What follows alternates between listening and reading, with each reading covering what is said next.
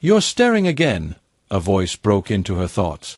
Sandra turned to see Vivian, her only real friend, giving her a knowing look.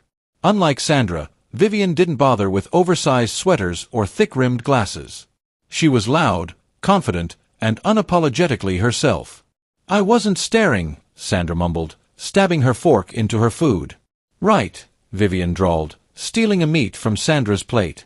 "And I'm the Queen of England." Sandra sighed. "I don't get it. He says he loves me, but he parades Loveth around like she's his prized possession." "Look, babe," Vivian continued, leaning closer, "I get that you love him. But love shouldn't feel like a secret you have to hide. You deserve to be someone's first choice, not some hidden option." Sandra swallowed the lump in her throat. She wanted to argue, to defend Gabriel, to say that he had no choice. That if he could, he would choose her in public. But deep down, she wasn't sure if that was true.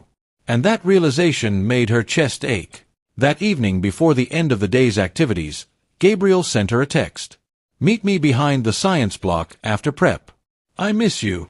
Sandra stared at the message, her fingers hovering over the screen. She should ignore it. She should be angry. She should tell him she was tired of being his hidden love. But she wasn't ready to lose him. So, as soon as the last bell rang, she slipped through the corridors, her heart pounding.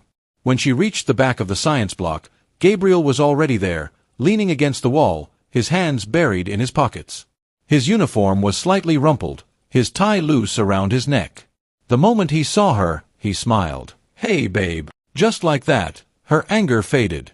"Don't hey babe me," she muttered, crossing her arms. "You ignored me all day." Gabriel sighed and pulled her close, resting his chin on her hair.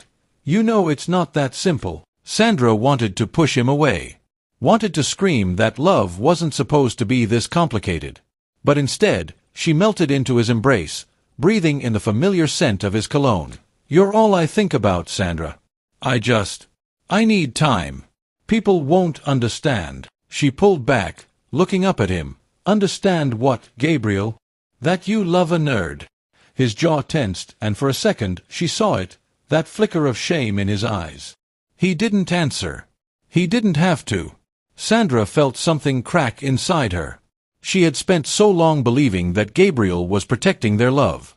But what if he was just protecting himself? What if she was the secret he was ashamed of? Gabriel kissed her then, his lips soft and desperate, as if trying to erase the truth she was beginning to realize. And like always, she let him. Because loving him in secret was better than not having him at all.